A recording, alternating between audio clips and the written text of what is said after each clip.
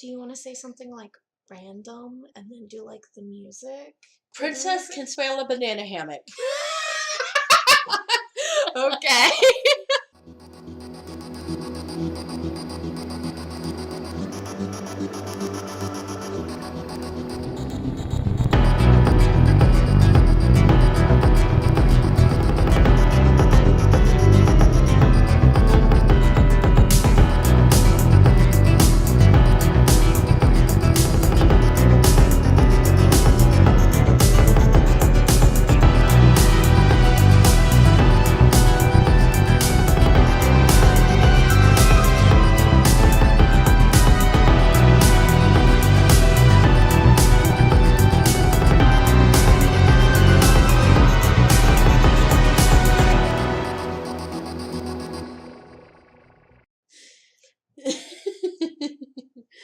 Hi everyone, I'm Micah. I'm Missy. And this is our first episode ever of Curious Tales. It's a Dark History podcast, which is really just a fancy way of saying Whatever pops into our head. yeah, really. Our first episode's on Typhoid Mary, and I really thought that I was being original, because I was like, oh, epidemic, typhoid Mary, but then when I started doing all of this research, I was How like... did you think you were being original?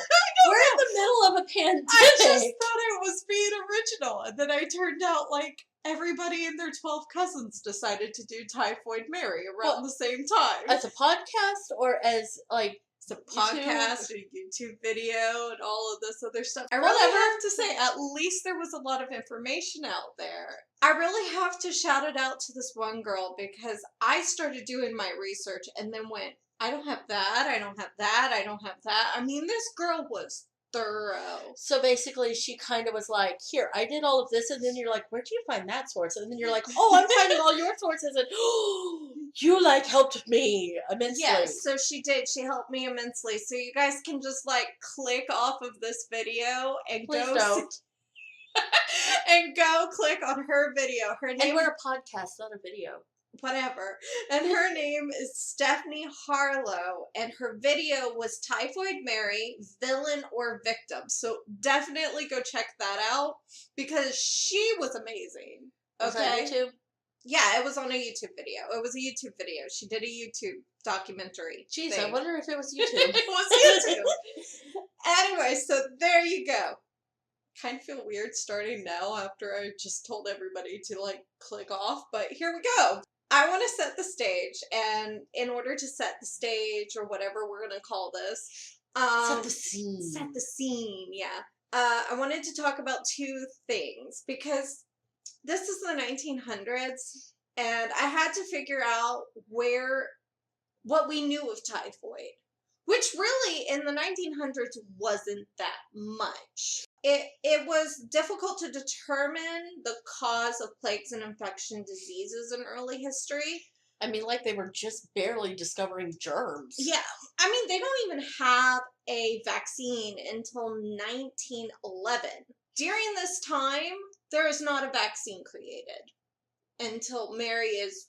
Well, I don't want to give it away, but it's not created yet. A doctor by the name of William Budd... Great name. I know, right? Bud. With two D's. Hey, Dr. Buddy.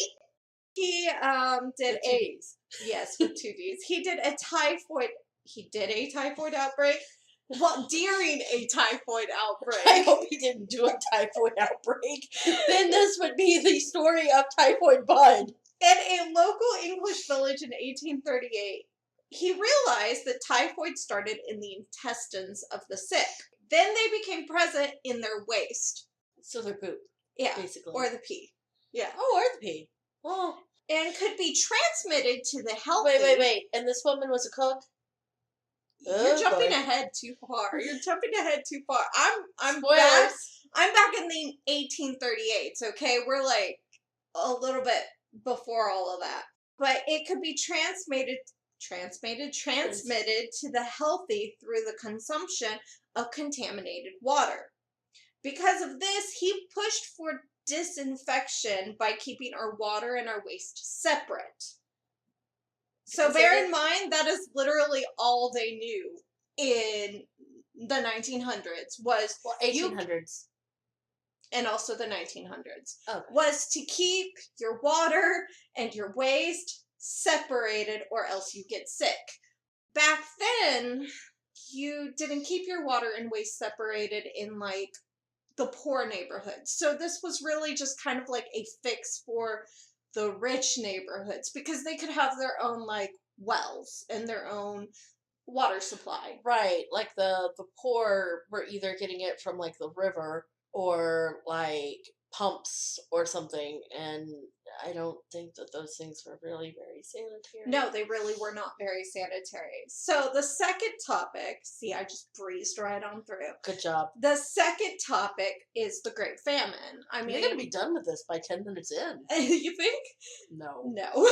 The Great Famine was, which is sometimes referred to in America as the Irish Potato Famine, or we just call it the Potato Famine. I'm unsure. Was a period of disease in Ireland in 1845 to 1849.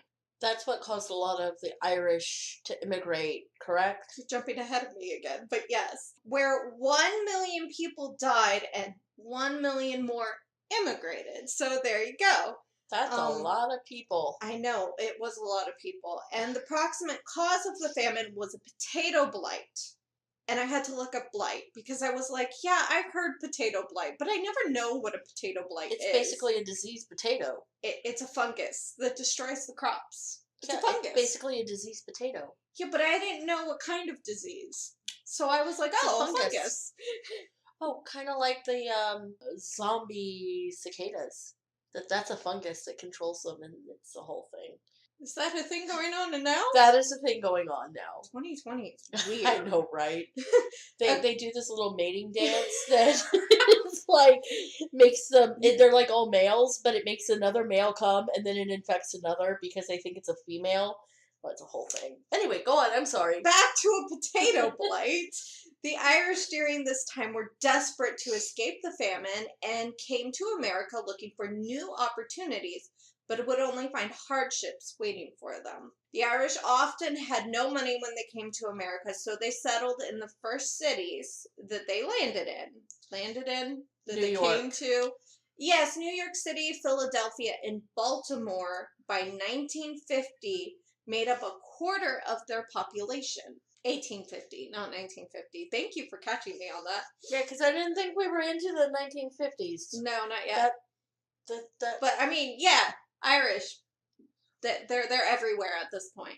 They crowded into homes, living in tiny, cramped spaces, and lack of sewage and running water made diseases spread, such as typhoid fever. In an Irish sorry, You okay there? If an Irish don't make fun of me.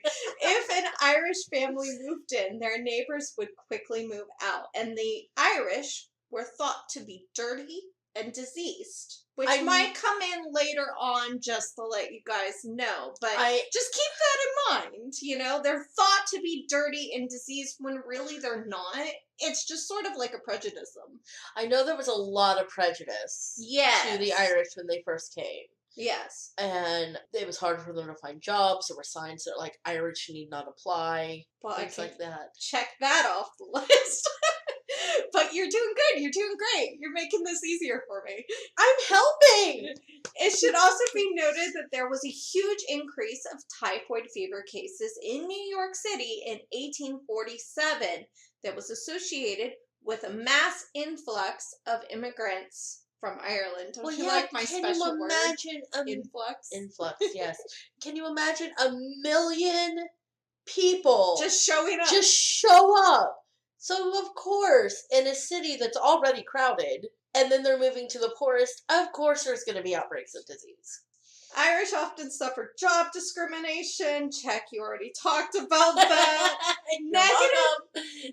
Well, they got jobs because nobody else would want them. They worked as coal miners, built railroads and canals. The women took maid work or low-paying jobs. Negative feelings towards the Irish were often made worse by disagreements about religion. You know, the age-old maybe not so much the age-old fight At least between, the 500-600-year-old yeah, fight. Protestants and Catholics, because Mm-hmm. most of America were Protestant.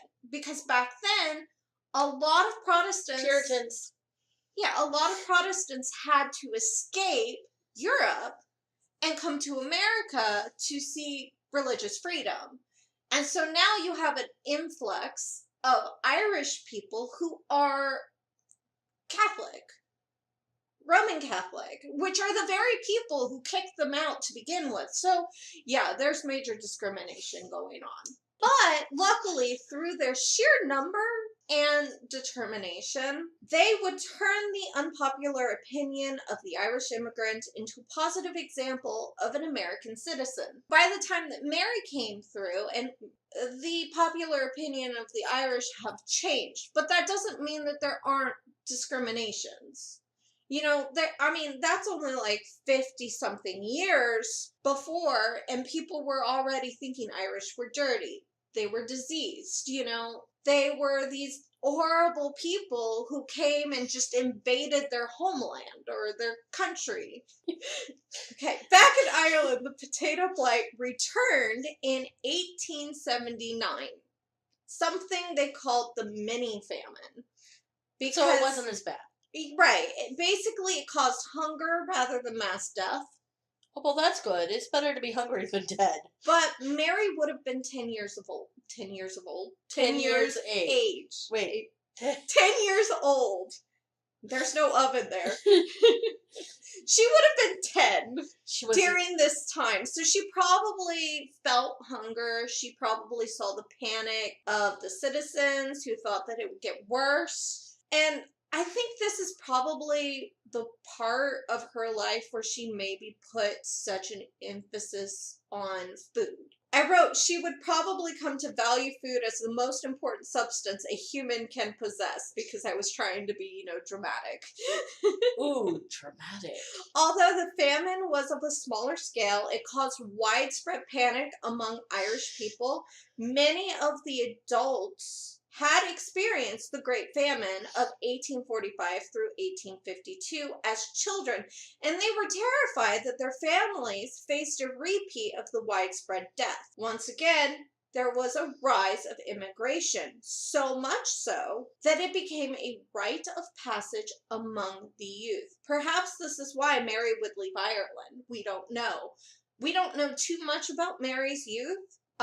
There's very little that she talked about. She was a very private person. But we do know that she was born September 23rd, 1869 in Cookstown, Ireland. Oh, that's ironic. I know. Cookstown, Ireland. Because she's going to be a cook later on. Yeah, and her full name was Mary Mallon, not Mary Typhoid. She would gain that name later. Well, yeah, And there was a possibility that she was born with typhoid because maybe her mother was infected during pregnancy. You know how COVID right now, we're hearing some of the parents, the moms. There have been babies born with it. Yeah, that had COVID, gave birth, and now their babies are born with it. So, we could Not to alarm anyone. Yeah, we could have our next COVID Karen out there. Wait. COVID Kelly out there. COVID Cody out there. I don't know. We know that she, like many other immigrants, came to America, or rather, she came to New York City, but she was only 15 years old when she came. Wow. Of course, they didn't really have, the idea of, being a teenager wasn't really... Time. It wasn't really a thing. That kind of actually more developed in the 1950s. Yeah.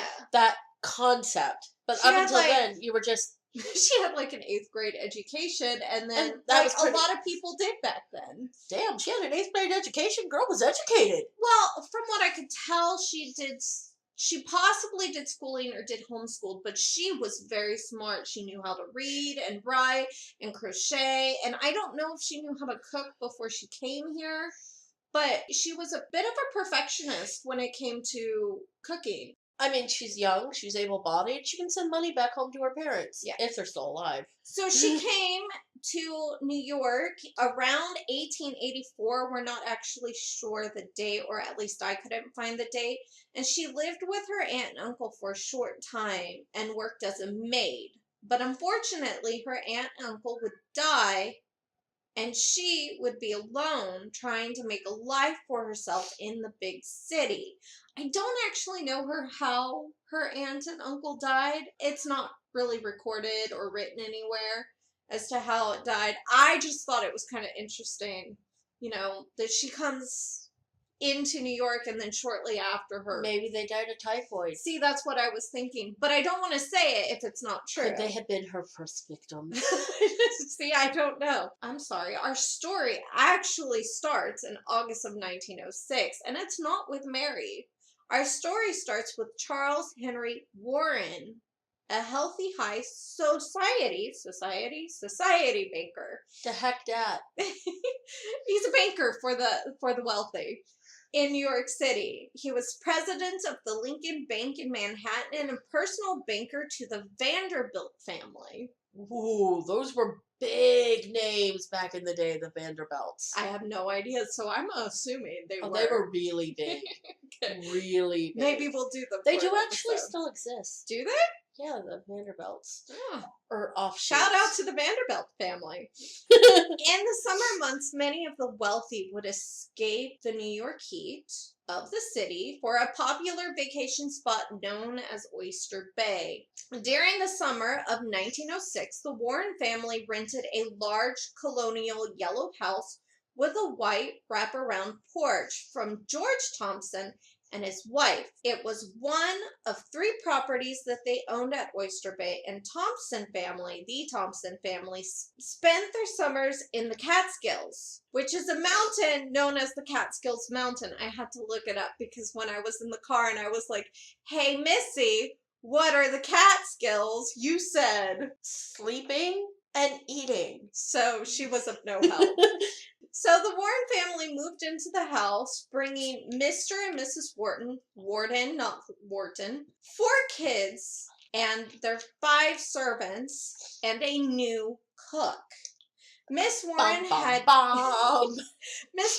just fired her previous cook, and really, if she hadn't, this whole thing would have just been it would have been over. Like if she had just waited until, you know what, you can work the rest of the summer. And then, it's fine. It's fine. Yeah. Just work the rest of the summer. And then, you'll have to find new work once we get back home.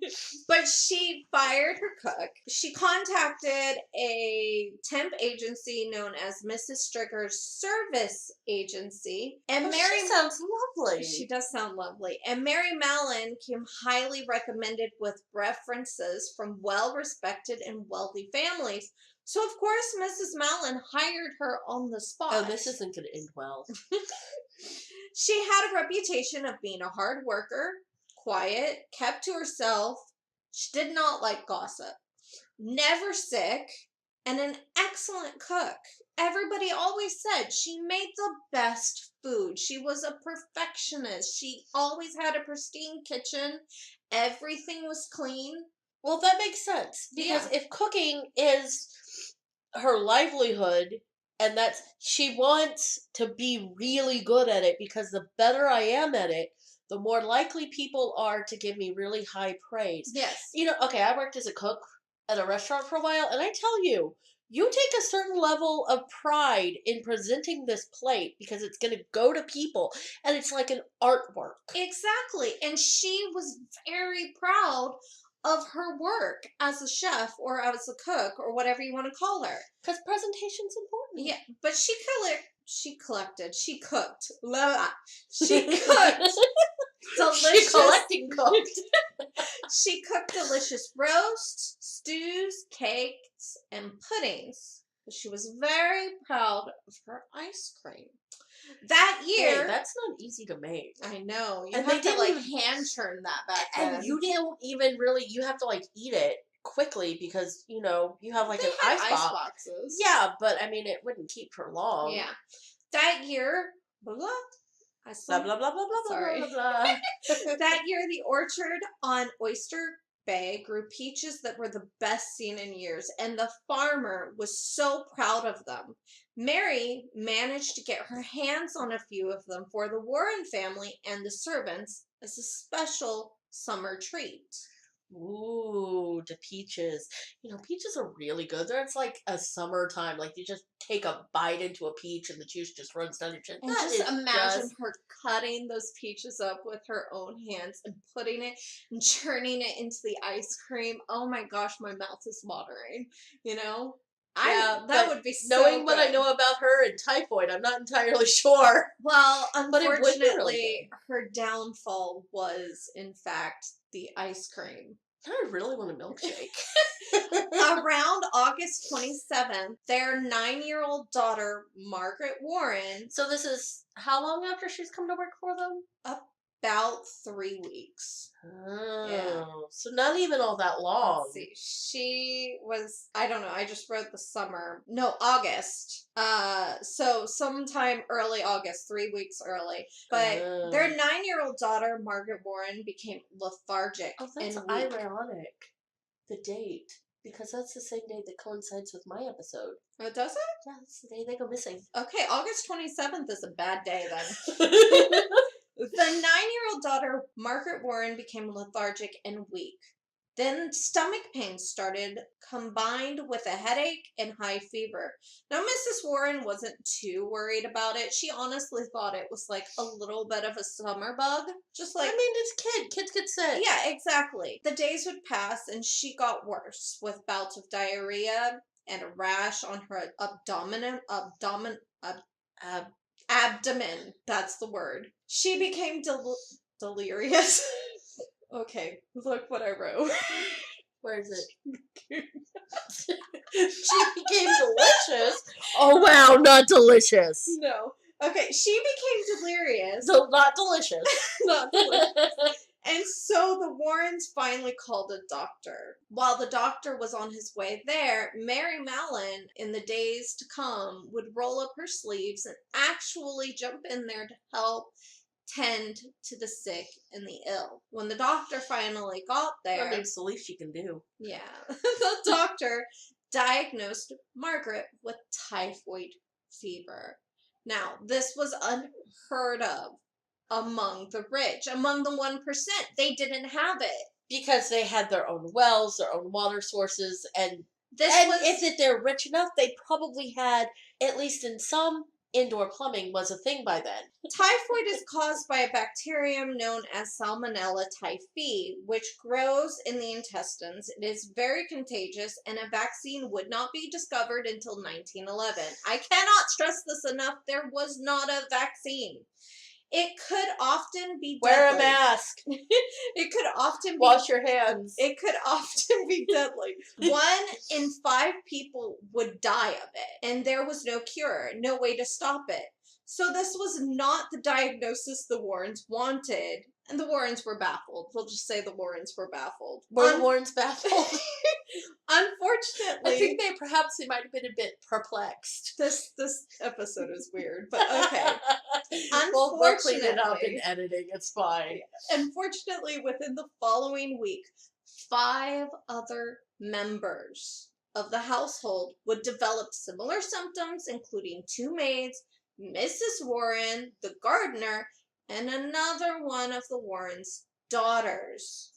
Mr. and Mrs. Warren believed that the house was contaminated, so they sent their 2 sons, their healthy sons, to New Jersey with family. That makes sense. And friends. Quarantine the sons away from the And the rest of the family, they left. They were like, bye, and they ran to their Manhattan townhouse. Now, fortunately, despite the... That had to have been an awful trip back to Manhattan. It must have been. I mean their bowels are like... you have diarrhea going on. That is just...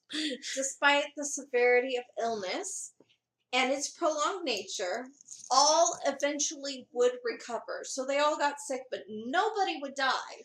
Well, that's good. That's something at least. The only people who wouldn't leave with the Warrens was the gardener, who actually worked for the Thompsons, and Mary Mallon.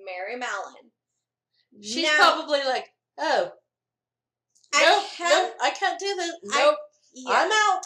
I cannot say for certain why she didn't leave with the family, but at this point, I honestly don't think she knew what she was doing. I don't think she knew it was her. Asymptomatic carriers at the time were very unheard of, especially in America. And honestly, I think she was just afraid of getting sick. I mean, it makes total sense. Yeah. So the Thompsons arrived back from the Catskills in September. And they're probably like, la, we've had this wonderful vacation, and they come home to, your house is contaminated with typhoid! Burn it to the ground! Yes. I'm overly dramatic. See, now I can't. To find the home the Warrens had rented abandoned and overgrown since the gardener was sick and could not tend to his duties. So it basically looked like an abandoned house. Or a haunted house. Meanwhile, the poor gardener's over there in the gardener shack being like, oh, God, I feel like shit. The event actually made headline news in the New York Times. Oh, no, that's not going to help publicity for their houses now, is it? Gossip and news articles were blaming the house, saying that the water had been contaminated. And the Thompsons... Poor Thompsons grew concerned with the bad publicity, worrying that it would be impossible to rent. This was a house they rented every year, to the rich people. Can you imagine, like in today's day and age, like you rent out your house as like an Airbnb or something, and like you kind of go off on vacation somewhere else or something, and then you come back and you find out that your Airbnb has just been like condemned as being like this. Man, it was not like, easy and for that the is like a huge chunk of your income. Yeah, so safe to say the town condemned. They would often condemn and even burn houses down that had these outbreaks. Oh man, and this is a colonial house, which means this thing has probably been around since like before America. Yeah, they needed to move quickly and get this straightened out. Basically, they needed to do damage control and find someone else to blame. Look, I don't know what you think you've heard, but it is not my house. And I am going to prove it. They did the only logical thing they could think to do. They called the public health department to come and investigate their home. So health officials showed up because of what they knew of typhoid. They suspected the water supply immediately.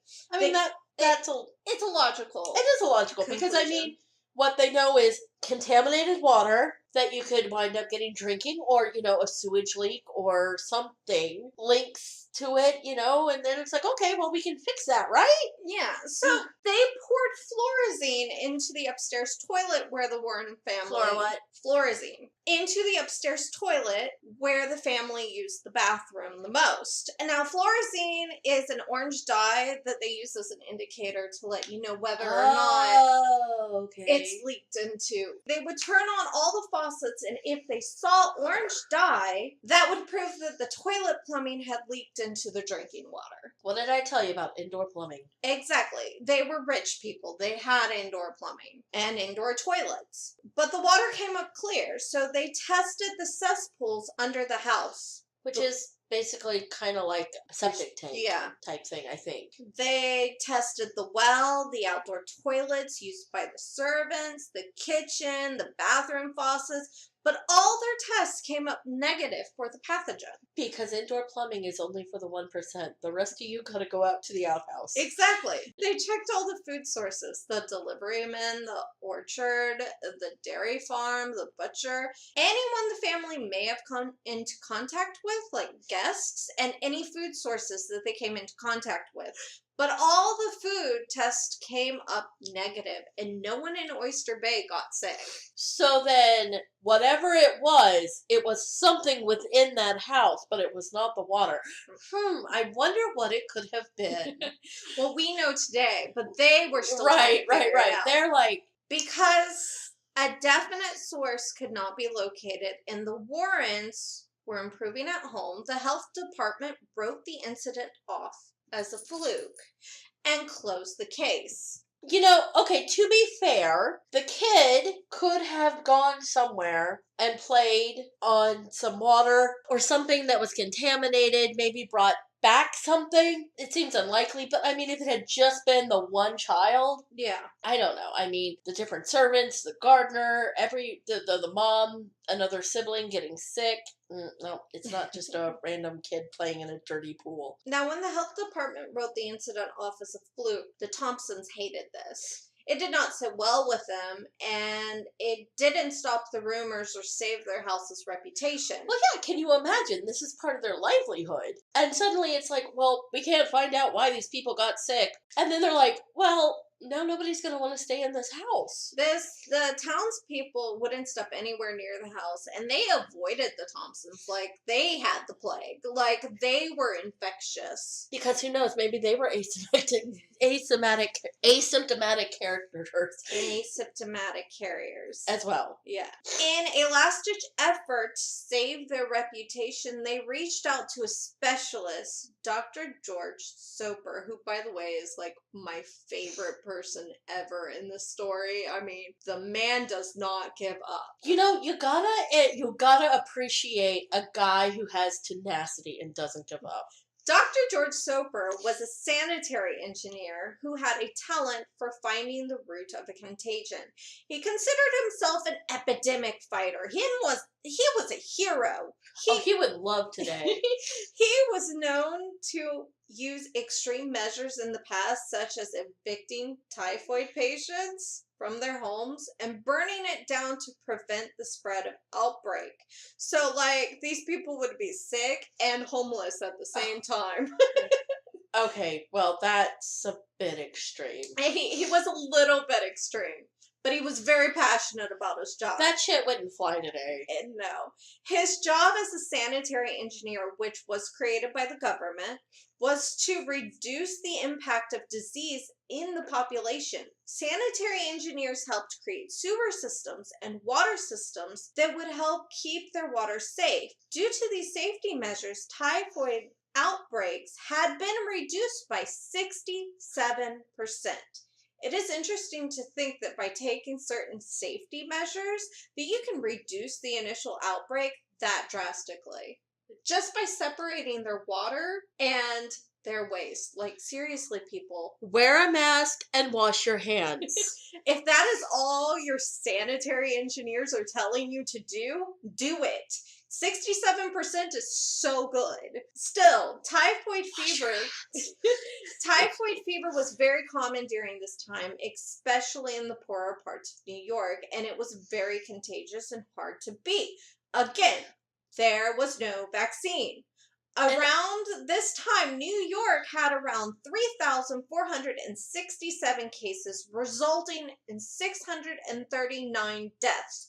Nowhere near COVID today. No, it's not. And remember, there is no vaccine. There is no vaccine. Cannot express that enough. We have surpassed 20 million cases worldwide, and 5 million of those, I believe, are in the United States. In COVID cases. And that's in like 4 months. Yes. Again, there was no vaccine, and that would not be found 5 more years. Russia claims that they have a vaccine. Of COVID, not typhoid. Yeah, of COVID, not typhoid. So Soper, though it wasn't a major outbreak like he'd been used to, he was lured in by the mystery. Remember, it made the headlines, the New York Times headlines. It read, 5 ill in one household, where the journalist blamed the water supply for the outbreak. But Soper knew that this was not true because he had the health department's reports that contradicted the news articles. So the news is wrong in this. Basically, it was a mystery. And looking for a challenge. He wanted a challenge. I feel like this guy and Sherlock Holmes would have gotten along. Yeah.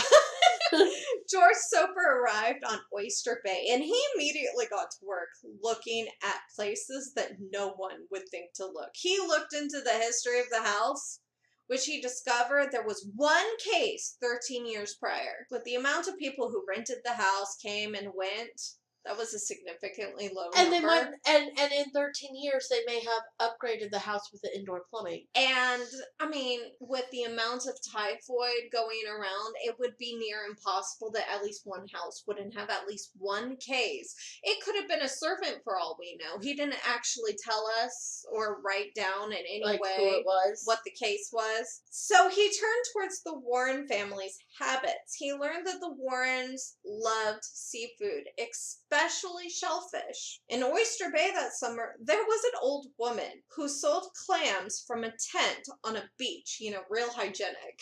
You gotta make a living how you're gonna make a living. And since fish come from water, he wondered if the older woman may have gotten her clams from a contaminated water source. I mean, I suppose that could make sense. Or the woman wasn't very clean. Yeah, that's true. And she's like, here, my poopy hands are handing you your clams. Yes. I have some sources that say George found her and accosted her, and other sources that say she had already packed up and left and moved on. Now, George himself says she's packed up and left, but other people say he accosted her. But either way, he managed to find out where she had collected her clams and found that some of the areas were actually polluted. Case closed, right? No. No, there was just one problem. The Wardens were not the only ones who were not the only ones who bought clams from this woman, and none of the other people got sick. So, like, basically, the water source didn't do it. It's not the clams. It's not all the other sources because nobody else in Oyster Bay is getting sick. Exactly. Additionally, after doing further investigation, he realized that the last time the Warrens ate clams was July 15th, but Margaret wouldn't get sick until August 27th, over a month later. So that's not an incubation period. The incubation period for typhoid fever was only 10 to 14 days. So, and that was over a month. Kind of like COVID, where it's like you can... Yeah. There are a lot of similarities between what we know of COVID and what they knew of typhoid. Okay. Yeah. He turned to another theory that the disease had to have been carried in by someone. If that were the case, something in their lifestyle had to have changed. He got his answer when he went to the city to speak to the Warrens. Oh, yes. I fired my cook and I hired a new one. The Warrens claimed that everyone had been together the whole summer. No family member or staff had left the house and then returned, except the cook. Stoper wrote in the Military Surgeon in 1919, it was found that the family had changed cooks on August 4th, about 3 weeks before the epidemic broke out. Little was known about the new cook's history. She had been engaged at an employment bureau, which gave her a good recommendation. She remained in the family only a short time, leaving about 3 weeks after the outbreak of typhoid occurred. Her present whereabouts were unknown. The cook was described as an Irish woman about 40 years of age, intelligent, tall, heavy, single, non-communicative. She seemed to be in perfect health. She was not known ever to have had an attack of typhoid. Here was by all means the most important clue which had come to my notice. If this woman could be found and questioned, it seemed likely that she could give facts from which the cause of the epidemic could be ascertained. Okay, I would hardly call it an epidemic, dude. I mean, it was just 5 cases. I know, right? It's hardly an epidemic. I mean, it's hardly a footnote. So he pressed the Warrens to tell him what kind of food she prepared. It seemed that if everything was cooked over a stove, then the virus would have been killed off by the heat.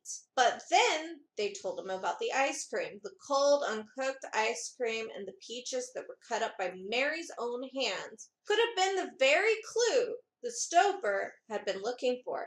He believed Mary had been in the middle of preparing ice cream when she stopped to use the bathroom and either forgot to wash her hands or didn't wash them thoroughly enough. Should have deep fried the ice cream. Now, I will say that if you have this virus and it's constantly on you, sometimes washing your hands thoroughly enough, you have to get under your fingernails. You know that, right? Get under your fingernails, people.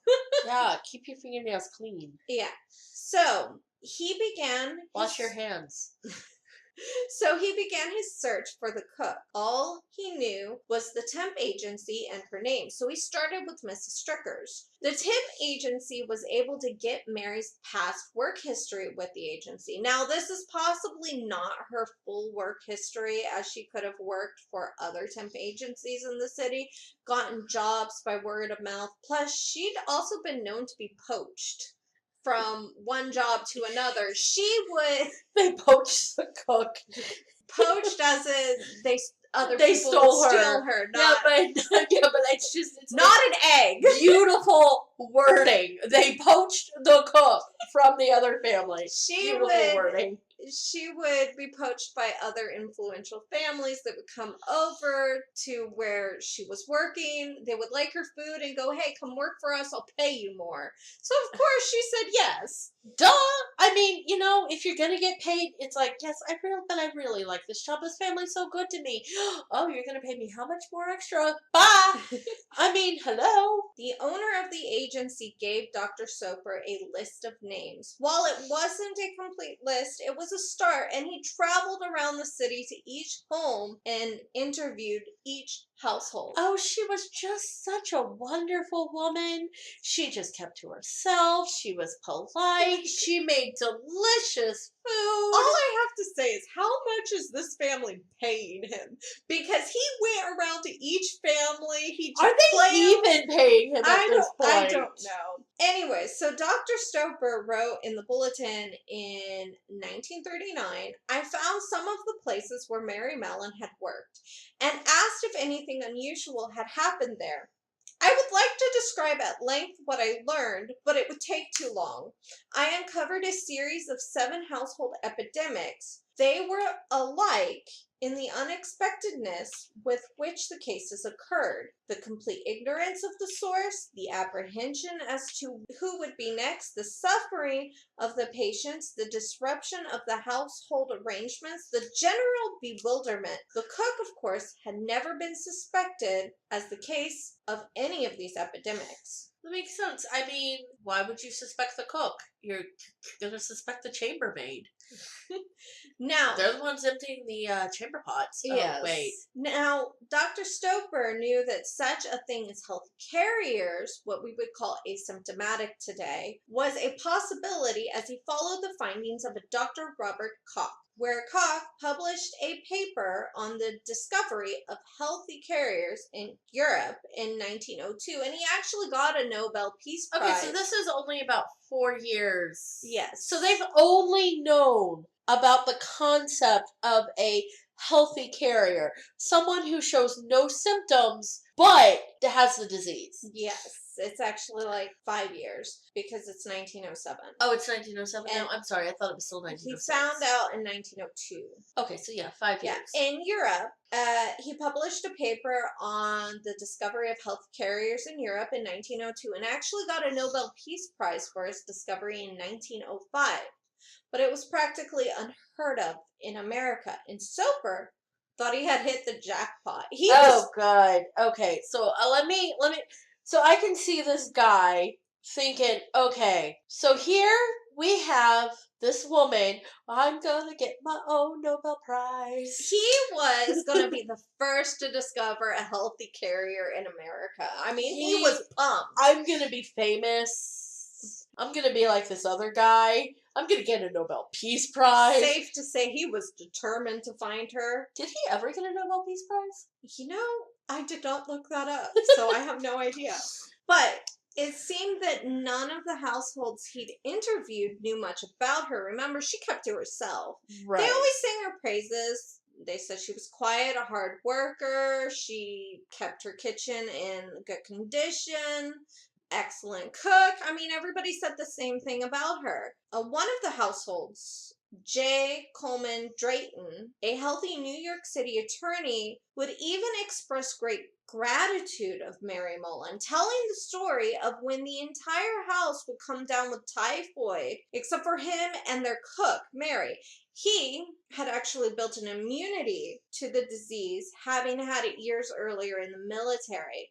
But Mary had told him she had never had the disease, and he was surprised and grateful when Mary once again rolled up her sleeves and began helping to care for the sick without any worry of her own well-being. He even paid her an extra $50 for trouble. Now, So wait, so what? I think I remember you saying somewhere in your research that at one point, like her wages could be like $40 to $45 a month. I don't remember, but that could be You right. you said Yeah. you looked something up, or maybe It we was heard a it lot. talk. She got paid a lot. So that's basically like She being paid an extra doubled. month's wages. Yeah. So, And but I couldn't okay. find anything on whether or not he got a Nobel Prize. I have no idea. But in my mind, Mary did this twice that we know of. And once here with the Drayton family, and later again with the Warren family, where she would roll her sleeves up and help the family members. But did the Warrens give her extra money? Whereas I'm not actually sure if the Warrens did pay extra. It does raise a question of motive for me, that if Mary did this with all the families she worked for and she purposely got people sick, if she somehow knew she was the cause. I mean, you would have to think cause and effect of, I come to work for these people and suddenly they're all getting typhoid. Like the first time it's like, okay, it's a fluke. But the second and the third, and how many was it, 7 or 8 families that have gotten typhoid? This would have been her 7th family that we know of. That we know of. So that you would have to think either you have the worst possible luck, and it's just like typhoid follows me around and I don't know why. I mean, I don't imagine that she really knew. Yeah, but is it possible that she was doing it for a pay raise and then moving on to another house after she got paid, after she got her money? Like, Could okay, she be infecting these families on purpose? that would put a very sinister twist on that. Yes. That would be like almost like a person who poisons their family members and kills them with arsenic for like insurance money, for like Yes. a payout, like there's a financial motive. We're not saying that there is, but that is a very interesting twist. Yeah, I don't actually think this is a true motive. I don't, but I think it is interesting to like consider. Okay, being a single woman and an immigrant in 1900s New York was hard. Yes. So yeah, you get extra money where you can get extra money.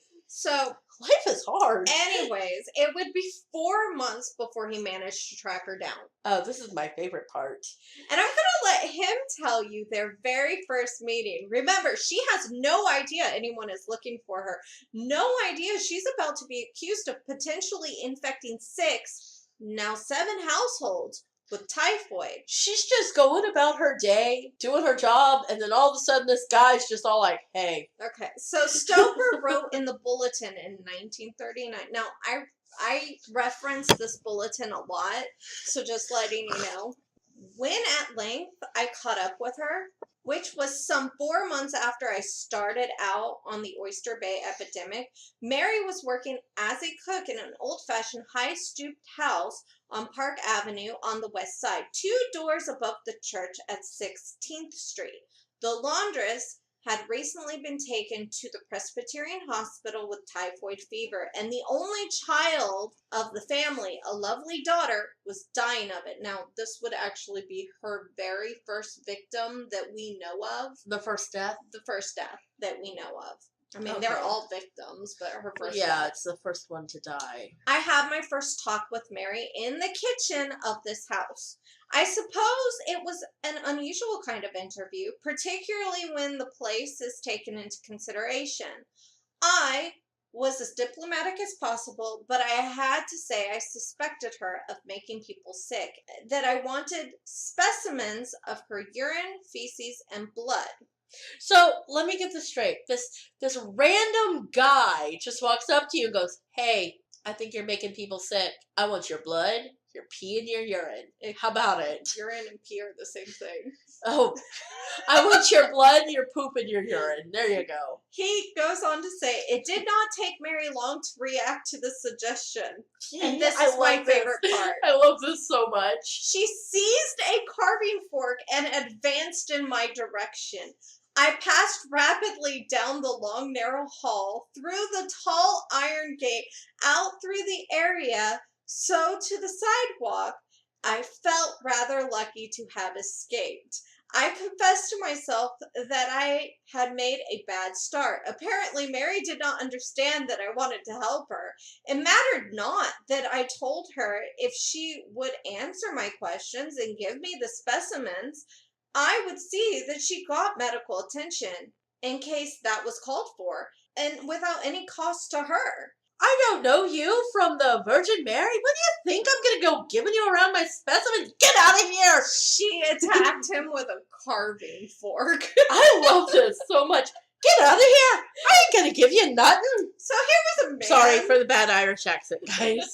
So here was a man Mary had never met before, saying a lot of strange medical words that she did not understand. I mean, okay, And trying to get her urine and her feces for testing. I do not applaud this man's tact. It was horrible. I mean, okay, think about it. You're just doing your job, and all of a sudden this guy comes in and starts mansplaining things to you. He was essentially telling her, you're dirty. You don't wash your hands. I want you to get tested to prove I'm right. Because and she's like, I'm not even sick. I've never been sick a day in my life, not from typhoid anyway. And even if it did come out positive, the asymptomatic, if healthy carriers were such an unknown thing, a poor Irish immigrant is really not going to have any concept of this at all. This guy is an idiot. Because your career means little to me, and your livelihood means little to me when I can get a book deal. No, oh my gosh, yes. Because, dude, okay, look. Just work with me here, okay? Let me study you, and I'll get a Nobel Prize. What do I get out of it? You get a bungalow and a dog. If it came out that Mary was making people sick with typhoid, then she would never work again. They burned houses down, shunned people for these diseases. Imagine what they would do to her if the public found out. And it was only a matter of time since New York Times had already covered the incident at Oyster Bay. And isn't the cook, like, kind of, as far as servants go, high up, the top of the food chain? Yes. I mean, like, she's already, like, what, at this point, she's like in her mid-30s to 40s? She's in her mid-30s. Like, that's not a spring chicken in the 1900s. I'd say she's like 37, I think. Okay, in that time, and with the health and things, that she's not old, but she's not young by their day standards. Exactly. And, I mean, she's obviously, at this point, been in this country about 20 or so years, give or take. Yep. And she's worked her way up. There's a certain level of pride in that. Exactly. But then on the other hand, Dr. Stoper isn't some stranger off the street here. He's a medical professional who is investigating a current outbreak for the household Mary is currently working for. His job is to find where the typhoid is coming from, and he's asking her for samples. So, of course, the natural reaction one has is to attack him with a fork. But did anybody tell her that this guy wanted to talk to her? That's what I want to know. Because I mean, he wasn't in the house for no reason. And he's a medical... He could have been like, hey, I'm a medical professional. My job is to find typhoid. I'm going to need samples. No, but the question is, was he taking samples from other people, or did he just zero in on her? Either way, I think attacking him with a fork is a little extreme. It's a bit metal, but it is extreme. So, safe to say, both parties here did not react poorly. Well. They acted bad. But bad first introduction. Stoper would not give up. He was going to make sure she saw the predicament she was in, if his theory was correct, and he would come back, only this time with backup, a former assistant named Dr. Bert Hobler. Hobler? Or Hubler. Hubler? I think it's Hubler. I love that name. Either way, Hobler or Hubler. Either way, that is a fantastic name. Hello, I am Dr. Hubler. Stoper requested the help of a friend of Mary's, August Bryhoff. Now, we're going to hear from August Bryhoff a couple more times. He was a 51-year-old retired police officer, so he was much older than Mary. She's 37, he's 51. But Mary spent her nights with him. So, speculation that he could have been a lover? There is speculation. But nothing like official. No, nothing official. But she often bring him dinner, after work. Of course, some speculate the relationship, while others say Mary just took pity on him and even paid the rent on his dirty, cluttered room. But whatever the relationship, this much is known. Bryhoff was one of Mary's only friends. Okay, so that can have so she didn't have a lot of people in her life. No, she basically had Bryhoff. That's so sad. And that is it. And Bryhoff didn't have any other friends either. Mary was his only friend. So whatever their relationship was, be it a romantic relationship or just a deep friendship, they were kind of all each other had. Yes. Now, so, Bryhoff he helped Stoper. He allowed Stoper and his friend to hang out at his place until Mary came that night. And Dr. Well, I mean, I can imagine Dr. Stoper probably explained the situation to him, and it's like, hey, we want to help Mary, and I think he did. Yes. You know, I think his intentions were good. Yes. But his execution. But when Mary came up the stairs and she saw them, she was not the least bit happy to see them. Oh, I imagine not. And again, Stobler wrote in the bulletin. But she doesn't have any kitchen utensils this time, does she? No, she's literally walking home. Oh, good. Or walking to his house. But Stobler wrote in the bulletin in 1939, Mary was angry at the unexpected sight of me. I just love the way he writes. Although I recite some well-considered speeches committed to memory, so he thought about it before he talked to her. He's like, I gotta figure out what I'm gonna say to this woman because I do not want to be stabbed again. Not that she actually physically stabbed him. No, she just tried to. You know, it's fine. I'm going to stop interrupting you so you can actually get through this. Some well-considered speeches committed to memory in advance to make sure she would understand what I meant and that I meant her no harm. I could do nothing with her. She decided she knew anything about typhoid. She had never had it nor produced it. That there had been no more typhoid where she was than anywhere else. There was typhoid fever everywhere. Nobody had ever accused her of causing any cases or had any occasion to do so. So a thing had never been heard of. She was in perfect health and there was no sign of symptoms of any disease about her. She would not allow anybody to accuse her. Again, I say I was making no headway, so Dr. Hubler and I left, followed by a volley of imprecations from the head of the stairs. Now, I had to look up imprecations because I didn't know what it meant. She cursed them at the top of the stairs. She is of the lower class, so even if she's working in an upper class environment, it does stand to reason to her from her upbringing, from the way she has lived, from the people associated in her neighborhood, that typhoid is just something that's there, something that's around. She may not even necessarily know 100%. It's just something that happens. She grew up in a place that had famine and disease, and nobody questioned where the disease it's how we came think from. about the flu. Right. It's the just flu it's something that you get. I mean, you can go somewhere and you get you touch something, you get a flu germ, and next thing you know, you have the flu. It's just she's not thinking it's me. So Stoper and his friend left. They really had no other choice. Hubler.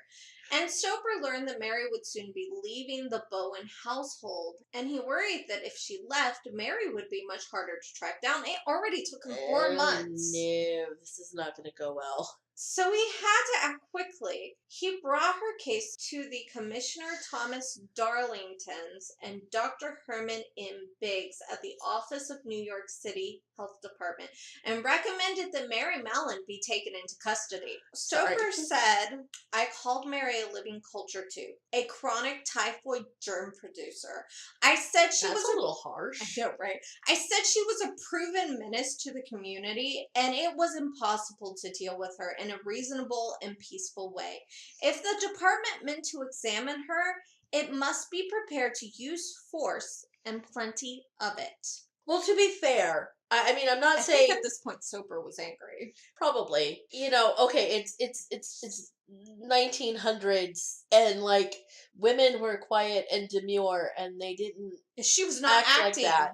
No, and, you know, And the department actually agreed to this recommendation, stating that they would go about this in a peaceful way, but if that was not possible, they had no problem taking what they wanted by force. Enter Dr. S. Josephine Baker, who is like a big deal as far as medical history goes. She was like one of the first doctors. Yeah. Female doctors, right? Yes.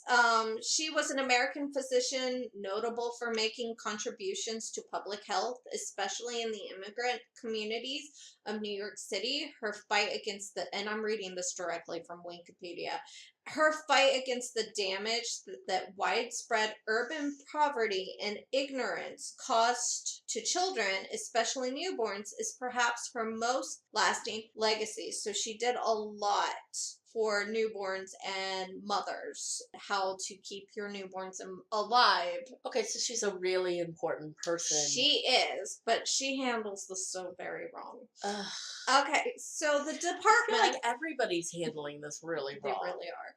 The department thought that a womanly touch would be better suited to ease Mary into consenting to handing over samples of her urine, feces, and blood. So they sent in Dr. Josephine Baker. Now, that's a solid plan. Yeah. I mean, a woman might be able to appeal to a woman. Clearly, the man hasn't. Unfortunately, they did not tell her of any of the past attempts to get this. Oh, no. So they didn't even give her any fair warning. So she went in there blind? Yeah, she simply was told to get in there, get the patient samples. And upon asking Mary for the samples, Dr. Josephine Baker received a firm no, and then a slammed door in her face. So basically, she's just like, "Hi, I'm Dr. Josephine Baker. The health department. I'm with the health department, and where I need samples from you to test you for typhoid." And Mary was like, "No," and slam. No, close the door. To which she called her superiors and informed them of Mary's answer. Like, what do you want me to do? I can't just take it forcefully. Oh my gosh. That's unheard of. That's just, this is gonna be bad before it gets better, and then it's just never gonna get better. But her superiors told her to return the next day. So the next morning, Dr. Baker would return, this time with an ambulance. Yes, I know I say ambulance wrong. An ambulance. So this time with an ambulance and 3 policemen. Now, I asked my mom. She said we all pronounce it so it's ambulance. the whole family. Okay. Yeah. All on my mom's side. Ambulance. That's how you pronounce it. Ambulance. Ambulance. So she arrived the next morning, this time with an ambulance and 3 policemen. And I'm going to let Stober talk about what happened because he writes it better than I do. The next morning, a health department ambulance drew up quietly in the 16th Street beside the church with 3 policemen under Dr. Baker's orders. 2 of the policemen were carefully placed so as to prevent Mary from escaping, and 1 was taken by Dr. Baker with her to the front door. They rang the basement bell, and Mary opened the door before she saw who was there. Then she attempted to shut it, and the policeman chased her. Okay, I'm sorry. I'm just seeing this in like an old silent film in my head. So Mary ran back to the kitchen. She then suddenly disappeared. They chased after her and she was gone. Nowhere to be seen. On looking out the rear window, Dr. Baker noticed a chair that had been drawn up beside the high fence which separated the property of the adjoining. So basically, she grabbed this chair, moved it up to the fence, and then climbed over the fence to get away. So everybody went over to the neighboring house to try and check to see if she was hiding among the neighboring house, and they couldn't find her anywhere. I'm seeing this very comically in my head. And so they came back to the original house. I guess it was the Bowen house, because she hadn't left yet. And they asked the servants, "Have you seen her?" And the servants are all like, no, I haven't seen her. And she calls her superiors and she's like, "I don't know what you want me to do. Lost her. She's gone." And they go, do not come home. Do not come back without Miss Mary Mallon. Do not fail in your mission. Failure is not an option. So they looked for another 2 hours. Oh boy. I mean, if she jumped over a fence, she could be gone. Dr. Baker then went out into the street and found another policeman, and the search was renewed. The hunt was about to be given up when a bit of blue fabric was seen caught in the door of an outside closet in the rear of the second house. Ash cans were piled against the door. When these were removed, there was Mary. So they found her. They had to open a door. And there she was. And the only reason they found her, that her dress was literally... Yeah, the only reason they found her was because a little police officer saw a piece of cloth sticking out. No. So guys, if you're hiding, make sure your hair and your clothes are safely tucked in and not sticking out of the door. Seriously. But guys, don't give yourself reasons to have to hide from the police. Or, you know what? That's also good advice for serial killers. Yeah. If you're hiding, make sure that your clothes are not visible. Otherwise, or your hair. Or your hair or something, because, you might just wind up dead. So basically, it took 4 police officers, which they managed to find more police officers in their search, and Josephine Baker. Lord. To get this woman kicking and screaming into an ambulance. Was this woman hiking? She's not going willingly. Well, no, of course not. But I mean, they're literally kidnapping her from off of the street. Well, I guess if adrenaline rushes in, I mean, I've heard stories of adrenaline rushing in and people lifting cars off of small children. So I suppose she can fight 4 grown men. She said. So Josephine Baker said, she fought and struggled and cursed. I tried to explain to her that I only wanted the specimens. Then she could go back home. She again refused, and I told the policeman to pick her up and put her in the ambulance. This we did, and the ride down to the hospital was quite a wild one. Wow.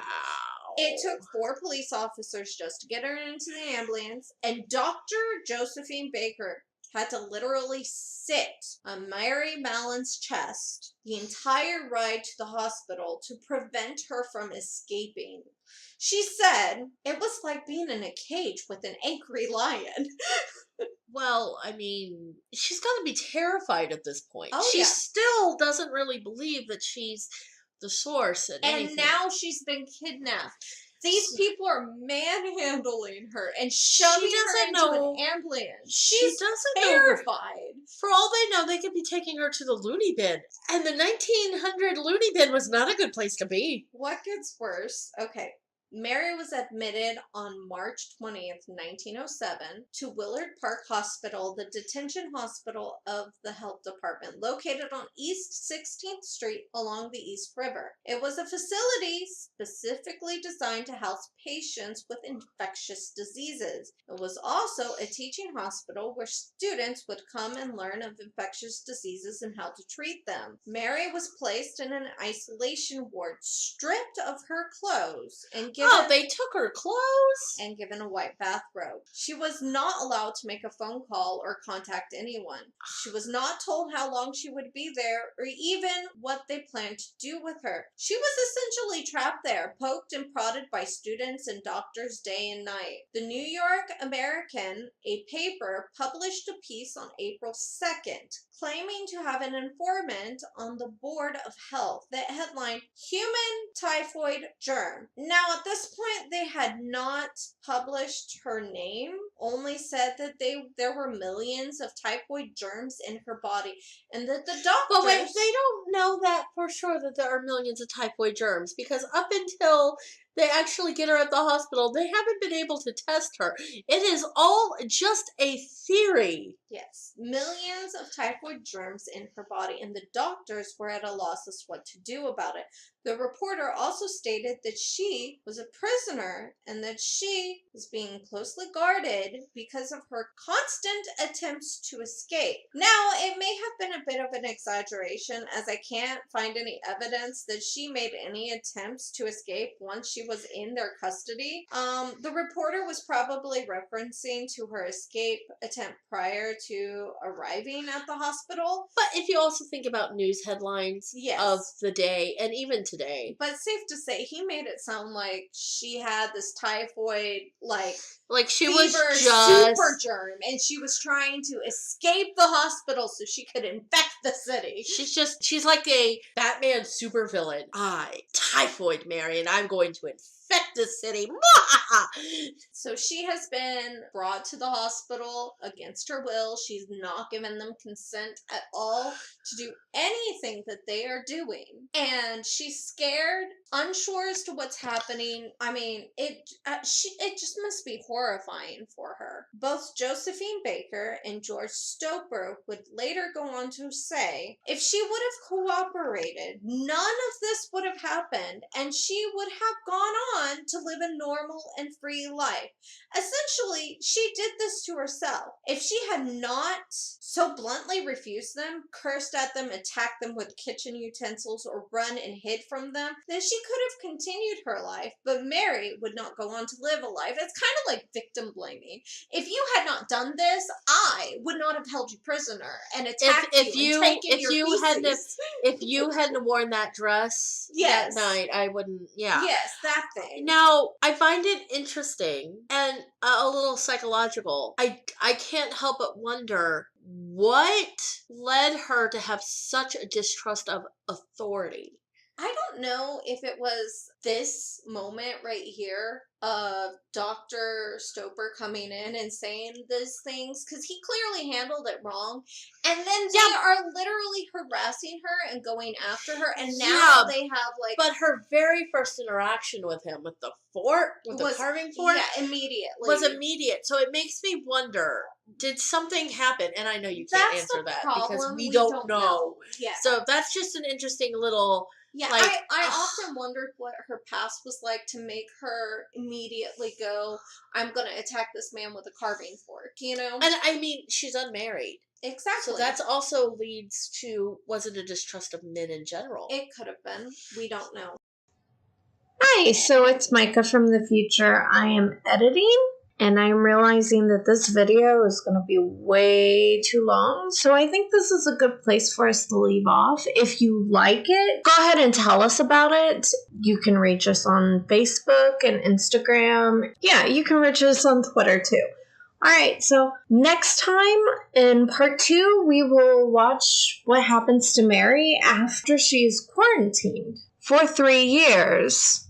You guys thought our quarantine was bad. Alright, so we'll be back with that later on. Look for part 2. Bye!